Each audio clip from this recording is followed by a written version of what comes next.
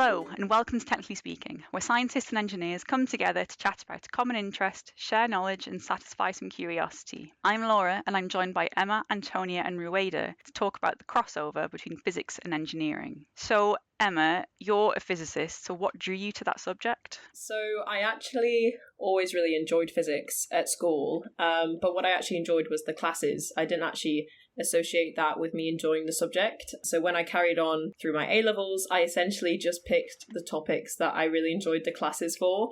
And so those were biology, physics, maths, and further maths. And then it came to university and I had to kind of make a decision.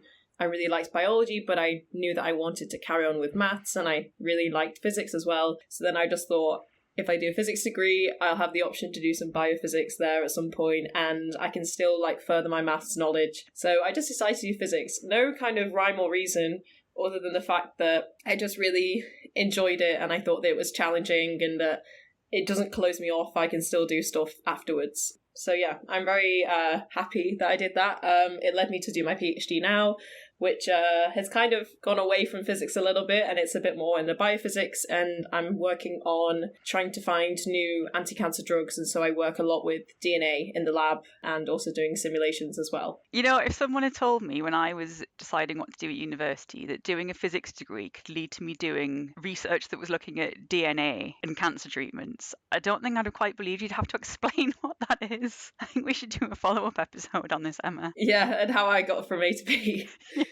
Yeah. And Antonia, you studied chemical engineering at university before you became an energy manager or energy analyst. So why did you choose chemical engineering? I did a similar thing to Emma. I sort of went through school picking the subjects that I enjoyed and was good at.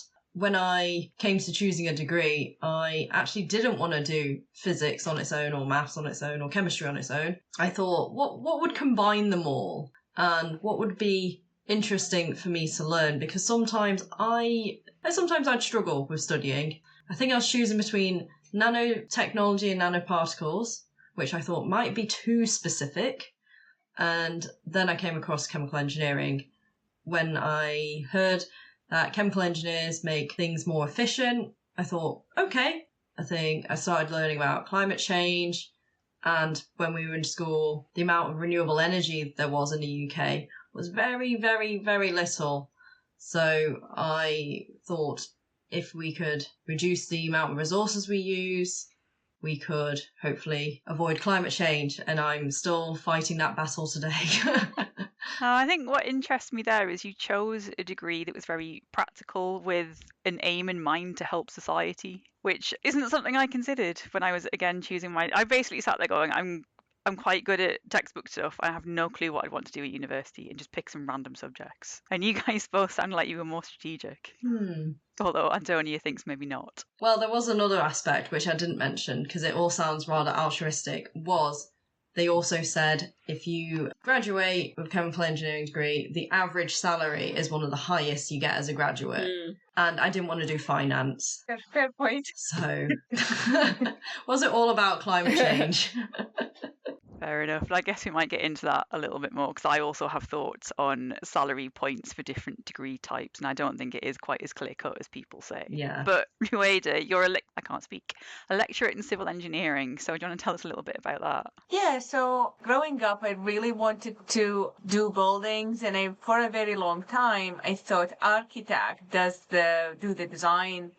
Little I know, they only do the drawing. But then later on, I realized it's actually civil engineers who deals with the design and the physics and the building and how the building behave and how the soil behave and how everything just combined together. So I decided to go with civil engineering, and it's also I did my degree in a different country, so my score dominated also some of my choices. I went with civil engineering, done that, enjoyed it very much, and I think that's why I stayed in academia, trying to get the next generation educated and get more engineers on the run. Nice. Again, very noble aim. Yeah, I just enjoyed building. True, but getting from that to teaching people, as well as doing stuff with what you enjoy? I guess you enjoy teaching as much as you do the civil engineering aspect of it. I think I do equally enjoy research and building, which is like I do some consultancy stuff and teaching, because I think I do enjoy people growing, because you could see how the student grow from their first year to their graduation.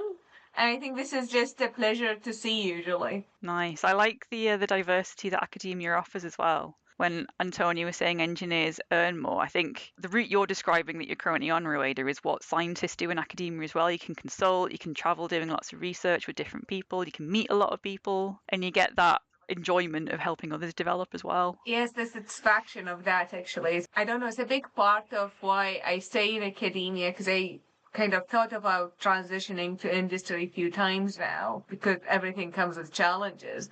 But I think I would miss on seeing that. Nice. And I mean, I was an academic briefly. I didn't want to teach because I didn't feel like I had a thorough enough background in any one subject to be able to teach it well enough without first reading an entire textbook or 3.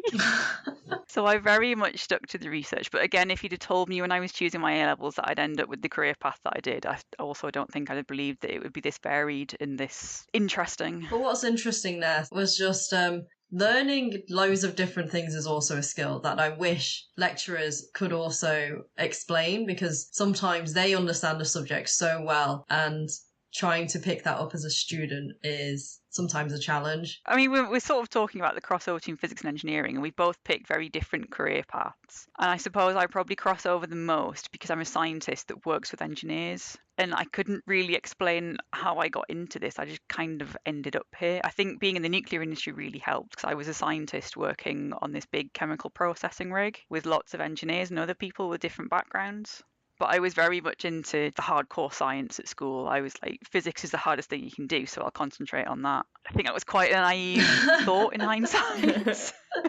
Some people choose the easiest path, and some people choose to challenge themselves, and Laura chooses the absolute challenge. Well, yeah, I started off doing it and then realised it's not quite the same as when you're doing it as at A level. As you pointed out, it's like trying to figure out the right thing for the right situation. And A level seemed like very well contained and niche, and I could understand how you'd get from there's a problem to there's a solution. But at university, I just sat there thinking, I don't understand why this is really relevant. You've got a particle in a well and you're trying to figure out where it is, and there's an equation to work it out, but I don't really see how the equation relates to the situation. Yeah, well, this is exactly how I feel about engineering, is that it's great because you learn a theory and you know exactly why someone wanted to answer that question. You know, I want to find out how much energy this takes. And so they did all the maths to get there, and they had to do learning along the way. Whereas if I just had to learn from first principles, I think that I might not have actually ever got to the answer. Is that how you feel, Emma, that you feel driven to find out almost the absolute truth?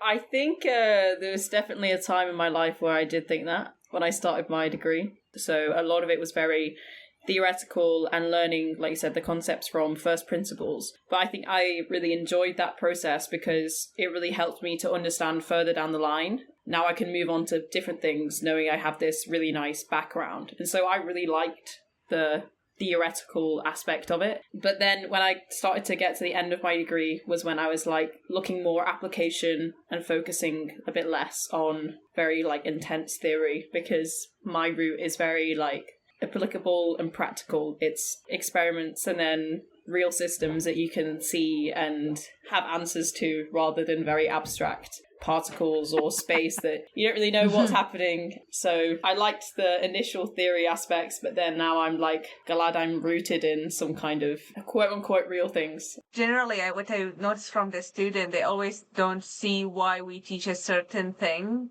And they often miss with trying to teach them to problem solve more than anything else as an engineer, because yes, you might not get the same math when you go to industry or a company or something, but you will need the skill of, I have this problem and this is the route I will use to solve it. Yeah, I come across that where in your sort of exam papers, they'll give you all the information or sometimes too much information to solve it. In industry, I found you have a lack of information.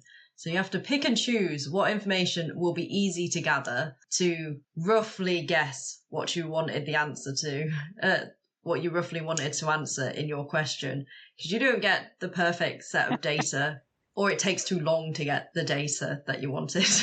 Which is what scientists would like. The thing that students mostly struggle with when I give them a coursework, not an exam, and I say use your engineering judgment to assume certain things, they hate that. But I think it's important to do it because that's exactly what you said in industry, and that's why we do it. You need to use your common sense, what we would call also engineering judgment, to find certain things and assume them so you can progress with that. So I'm glad you said that because it's a big thing that I notice usually students hate. I can imagine if you're a first year engineering student, you've got very little experience in it. You wouldn't have a lot of engineering judgment. So I guess that's one of the things you say you can see improving as they go throughout the course. Exactly. How do you build engineering judgment? You know, it starts with understanding the principles first, or at least some of the theory behind it, right? Yes, so you start with the theory, then when you throw them in the deep end and give them an open-ended coursework, they'll come and ask you questions, and that's what you encourage. Is like, these questions are important because what you would do usually, you respond to the question with another question.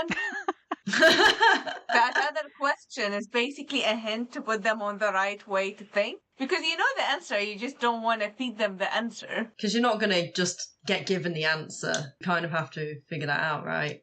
Yeah, same in physics as well, I guess, once you get outside the textbook stuff when you're doing research. Rwayda, you said you wanted to be an architect and then you kind of realised that wasn't quite for you.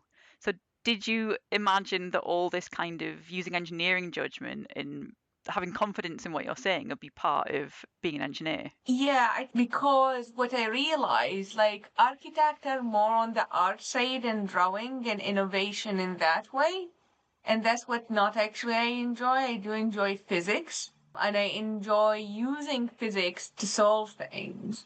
So it just depended on my need of using maths and physics in a context of design and building rather than drawing that design. I think it's interesting what you're saying about being interested in physics and using physics, because that kind of matches what Antonia was saying about physics involving a lot of theory and a lot of like fundamental principles. And I tend to think of physics as being, here's some principles or some maths essentially, or a way of understanding the world that we can apply in different ways to a particular situation. The simple example that I go back to, because I wasn't really good at physics at university, is A-level maths, when you do classical mechanics and you're resolving forces. So say you've got like an object on a plane and there's friction involved, and you can figure out how far you can tilt that plane before the object will start sliding or rolling or whatever it's going to do. So that's part of what you do, isn't it, Rwayda? Yes, the very first thing we teach the student is the same concept, but we look at what we would call a beam and a support. So you look at, let's say, a bookshelf sitting on two ends on the wall. The load is your book, and then the piece of wood that holds it, or metal or whatever, is the beam. And that would deflect due to the load of the book. So you need to know how much you load it, how to stop underloading, like overloading it. And that all depends on the force dissolvance, because you change the books to a load, and that load will generate a reaction at what we would call a support, which is where the book will hold the ends. So it goes back to dissolving forces and action reactions, similarly to your talking about the plane and the friction. It's the exact same thing, it's just in a different context. Yeah, and that's my understanding of a lot of the engineering that I've seen. But there's a lot more to it than just what as such said is A-level maths. There's way more to it than that. You start building up, because that's like the stage one. Then you start getting the material itself involved. And then you start getting how that certain material react to that certain load. And until you graduate, you would have built a library of tools to use. Can I also add that you guys are talking a lot about how you can use physics to do these things? And as a person with a physics degree, I feel like if I came across this problem, I would be a little bit like, I don't even know where to start. Because I feel like we learn a lot about the actual, like, we do apply it to new systems, but it's not so much of real applications. A lot of the physics problems are kind of like made up and fake to be easier or harder in a certain way with not like a real exact application. So it's interesting to hear because I feel like I actually wouldn't know where to start. Maybe you could go to Rwayda and ask her questions and she will ask you a question. Put you in the right direction. And you'll get there. Yeah, that's true. Yeah, we do a lot of physics, and it's not only to do with structures. We do a lot of other types of physics, like heat transfer. One of the things I done is looking at insulation materials and how that the material will react to a fire condition. So what happens to the roof if I have fire starting? How much the timber would char because of that fire? Then that would take us to needing to understand heat transfer concept. And how the heat moves through the building. I guess that's similar in other fields. Well, there's some crossover there, but I'm less dealing with fire. You know, when you said insulation, for me that's important in my job, seeing how much energy loss there would be if there wasn't insulation. But another part of the engineering is how much insulation do you need before you get diminishing returns, because there's no point installing like a foot of insulation when it could have achieved the same thing like 10 centimeters. So yeah, and that came from thermodynamics and fluid dynamics, which, combined you kind of get the heat transfer. I remember a lot of maths actually, so there's definitely some links there for us, but a lot of symbols, less numbers. Mostly letters. Yep, that's my memory of doing maths pretty much for the last 20 odd years. No one uses no one uses numbers. You do your equation and then just plug some numbers in using some software. But that was something my lecturers would get really annoyed about. They would say, no, it wasn't the software that did it. You told the software how to do it because you know what numbers you're putting into the software. Yes. Garbage in, garbage out, as they say. You have to understand what you're doing. You can't just shove some numbers into an equation and expect it to work. Mm-hmm. I mean, you can keep trying, but you might not know why it didn't go right. Yeah, I mean, thermodynamics that you mentioned, so the study of essentially transfer of heat energy. That came up in my PhD. I said it was computational chemistry, but that was essentially solving equations for the forces between the particles. So equations of motion from physics, and then looking at how heat energy was moved around, because heat is essentially just particles vibrating, right? So a lot of my PhD, although I didn't realize it at the time when I first got into it, was about thermodynamics, but from a very different point of view. Rather than these big engineering structures, it was about individual atoms. I suppose, yeah, there's the tiny scale and the big scale, and if we're looking at like the kinetic energy of particles, it becomes heat on a large scale, doesn't it? Yeah, and similar thing, fluid dynamics was a bit of looking at shear forces in those simulations as well. Again, on a really tiny scale. I'm talking like less than the size of something you could see with a microscope. My simulations were that small. It's funny you said like shear forces, because in my PhD I looked at shear forces, but when a column penetrated through a slab, so we dealt with the same kind of forces, but it just on a different scale. Yeah, so I'd be looking at how my molecules would move around. So you'd apply a force motion essentially. So thinking of a liquid in a tank and you've got something stirring it, that would create shear. I know a lot of people doing similar things actually in other physics PhDs, but more just generally I think in A-level and even high school physics, I think sometimes you talk about the Young's modulus of a material. So if you apply a force to it, how much does it stretch, and does that mean the material is elastic? So with an elastic band, you can obviously stretch it a lot and it'll get a lot bigger, but some materials you can try and force them apart, but they actually won't move at all. And so I don't know if that comes a lot into engineering as well, because I can draw the plot and tell you where each different point is and what material properties it has, and maybe what that might be good for, but I don't focus too much on actually using those aspects of the materials. Yeah, it does actually come, because it's one of the things we teach in the first year is stresses and stress strain, and for us it's actually important when they fail, or we say they fail, because when they change between elastic, you change the behavior and it goes back to its original state. Like if you think of a ruler and kept on kind of bending your roller until it gets to that point that this kind of white line start to form. That means you kind of over deformed it until you got to the plastic region and started to fail. So lots of our design, we look at these concepts because we will put the steel and the concrete, but we don't want the building to collapse. We need to understand these properties in terms of how can I use them. See, if someone asked me to just calculate the strain of something, but I didn't know it was in the context of maybe, preventing a building from being too elastic and stretching out, then I might not have tried too hard. But if this was my house and I had to calculate it, I probably would think very hard about how to do that well. I guess a lot of the crossover here is really about maths. That's what we were talking about when you mentioned equations, Antonia. These are all just different formulae applied to different scenarios.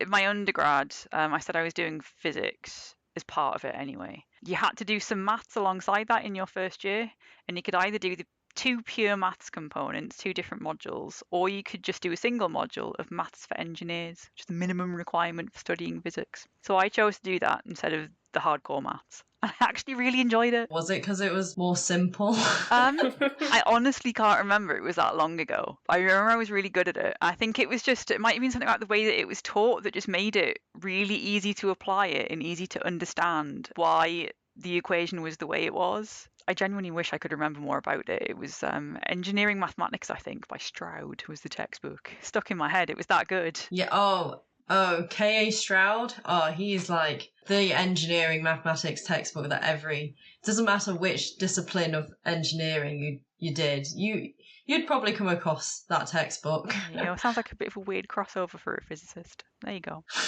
Yeah, I think I opted for the heavy duty maths in mine. But I really enjoyed that. Whenever I struggled to understand the theory, actually the maths really helped me understand what was going on. That's what I found saved me in a lot of exams. That's good, because sort of my experience was like maths at school was quite A to B, and then we started doing more complicated integration, derivations, complicated maths techniques. And then Fourier transforms became part of it, and it was when I started to really get confused. It was like integration, but on another level. But I think it was useful for controls. So, in engineering, you have to precisely choose, are you going to add this much material? Are you going to move this much material? But then how do you tell a computer or some sort of automation to do that? You have to have some sort of control logic. And yeah, control logic, another field of maths, which can be quite complicated, but I imagine also quite rewarding, that you've basically automated a way to do exactly what you were expecting it to do. Hopefully I can come in on the Fourier transforms as a person who's survived many years of doing Fourier transforms. I learnt it it's these series of equations. And so whenever we'd get asked it would be, I'm just going to apply these equations. But since then, doing my PhD, some of the data analysis stuff I use to analyze my lab work, which is images of DNA, has loads of Fourier transforms inside. And when it comes to the application, I have no idea what it's doing.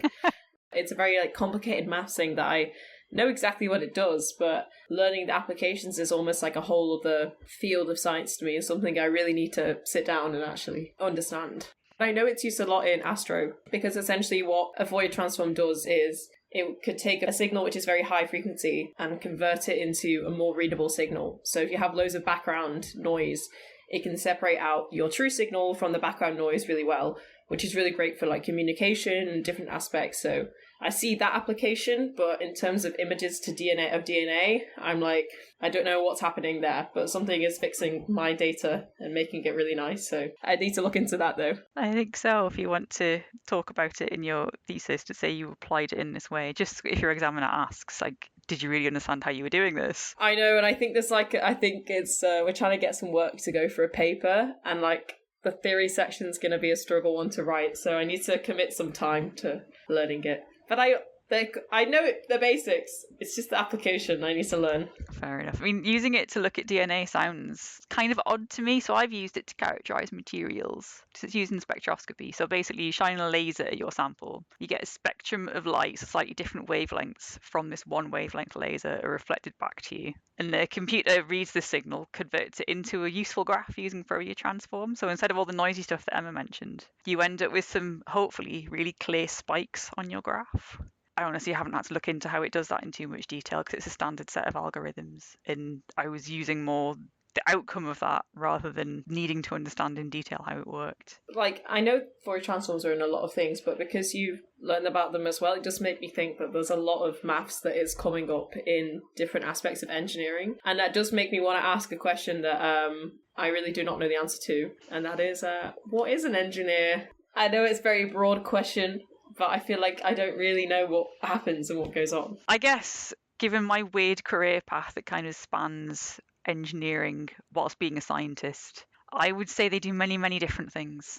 So when I was a researcher at university working on nuclear science, I was actually in an engineering department, and there was a component of project management in the civil engineering stuff that we were doing. So I was supervising some management of projects students in civil engineering, and you had to learn things like how to control the budget and the scope of a project and risk management and all these other things. So there's quite a lot to it, as well as the physics that Rwayda's mentioned. Engineering is very, very diverse. And I would say, like, even civil engineering, which is a part, it has so many components. You could look at construction management, and that's when you manage the site and need to know when the material comes, how much that would cost, manage the budget, pay people. You're an engineer, but you're doing all of that because you're kind of like a project manager in a construction site. But also there is multiple other things you can think about, like drainage, transport, active travel routes. Everything is kind of designed by an engineer of a sort, most likely civil in these cases, but it's such a diverse world. And I think, because Emma asked, like, what would you classify an engineer? I think an engineer is someone take their knowledge and solve a problem in a simple definition. Yeah, I guess I'd say there's lots of different components of knowledge that they draw on. You know, rather than a physicist saying, I'm a physicist and I do this, and engineers, I have all these different concepts in my head from engineering and project management and how people interact with something. So it kind of spans multiple different sciences, I guess. And you kind of draw a lot of that together to use scientific principles in a more cohesive way, I suppose. Yeah, I definitely agree with Laura and Rwayda that engineering is quite diverse, and so the roles that people take can be quite broad. And yeah, science is part of your sort of the background, but then I don't know, it's like engineers sort of almost like are put on to what they are trying to solve. Like civil engineers are trying to solve how society functions, you know, how they have buildings, how they move around places. How to make chemicals. And what are the chemicals for? Are they for making the buildings, for washing, for energy? Making food. Making food, yeah, that's a good point. Like, one of the big research areas at my university was food and cereal, which I wouldn't have initially thought was about chemical engineering, but it was, you know, you had to manage like powder, how that can cause fire, and how do you bake food on a industrial scale and things like that. I think that's what I found interesting about chemical engineering is, again, because it's so diverse, you could end up being more like a material scientist, researcher, or in my case, sustainability, and trying to figure out the problem of everyone needs energy, but we need to do it in a way that is sustainable. I'm guessing you probably didn't study as much project management in the same way that Rwayda did and that I'm aware of from being in a civil engineering department because you're a chemical engineer. But I guess it probably still comes up in the work that you do because you work with clients and energy intensities and things like that and figuring out whether they should make a change to their process or not. So when we're first designing like a chemical plant, you kind of figure out the basic route of, like, say, synthesis, because there's different routes. You might use one raw material versus another. That usually comes from some research a chemist did, figuring out whether you could actually scale that up. That was like a core part of what we call design. Now, I do a bit of project management in the sense that before they do the project, I'd figure out what they need to know to make a project happen. So that might be the practical aspects of how long will the project take? How soon could it happen? What disruption might it cause on their site? Because a lot of my customers are manufacturing, and every day you're not using your machines to manufacture stuff is expensive. So you want to sort of minimize downtime, but you also need to maintain equipment, things like that. So a lot of other aspects of practical things that you might not think about, like physically, where does all the pipe work go? Where does the equipment go? And so sometimes there was a bit of like rearranging stuff on site. At the core of my role would be gathering how much energy does this thing use in the first place? So how much opportunity is there to save? And does that kind of balance out with the cost of implementing this solution? Because if it costs way too much and it's not even going to pay back in anyone's lifetime, it's quite hard for a company to decide we're going to put that much money in. There's a bit of parallel there between if you're gathering underpinning data to decide if a project is feasible. It's a little bit like using fundamental theory or the principles from physics to do something more, do something extra, come up with a new theory, do some new research, something like that, if you're a scientist. Yeah, definitely.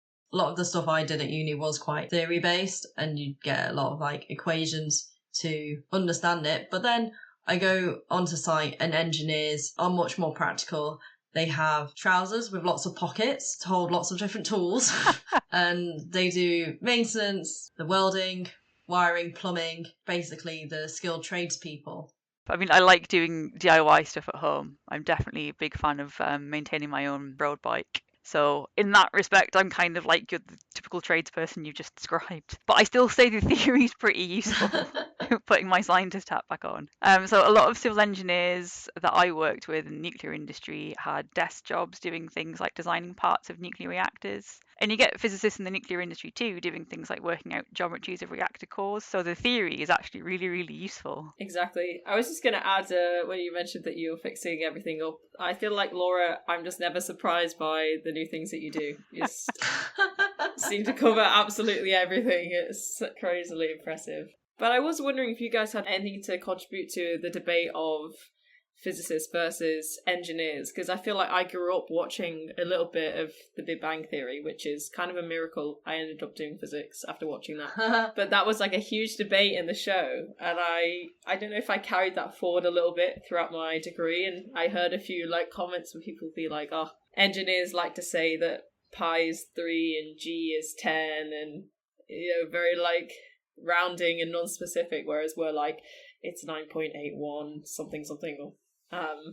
But yeah, I just was wondering if there's anything to add to that debate. It's not a result unless you've got error bars. That's what I was taught as a physicist. Yep, exactly. Yeah, engineers have tolerances, which is effectively the same thing. Like, we know this beam will fit this gap with this much difference in the gap. We also use sensitivity analysis. I mean, people also use it in sort of financial terms of like, if this changed by 10%, how much impact does it have on the final result? If that difference between 9.81 and 10 does not influence the final result, we can drop the decimal places, surely. Counter that point, Emma, physicists make approximations too, don't they? You assume everything's a sphere and it's in a vacuum, and air resistance just means nothing to you. And travelling at the speed of light. Yeah. I mean, we do have an approximation. When I got to my third year of uni, everyone's like, G is not 10, it's 9.81, but then we get to uni and you set the speed of light equal to 1. Because so it's just like out of the equation. But apparently physicists are fine with that. So I think they're picking and choosing their battles with the approximations. I will say I don't come across that many physicists in my job anymore, so people aren't coming at me saying, we approximate too many things. If anything, I get people who are not scientific or engineering background at all and saying you're going into too much detail. I just want to know a yes or no answer. Similar-ish in science communication. I've either not got enough detail to satisfy the scientists, especially the physicists, or I've got too much detail and I've lost my audience because they don't care about the detail. I think what we're saying though is labels don't necessarily matter. We're all working towards effectively the same thing because we all have shared interests, which is why we're talking to each other. So we all seem to care about climate change and educating people and helping each other out.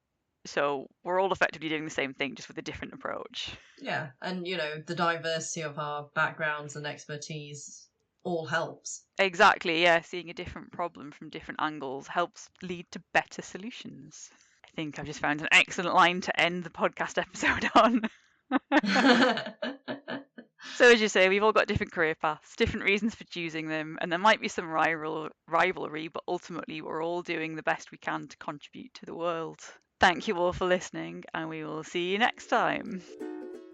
The views expressed in this podcast belong entirely to the person that said them. They do not represent any industry or organisation. If you enjoyed listening to these views, it would really help us out if you could rate us, leave a review and tell a friend.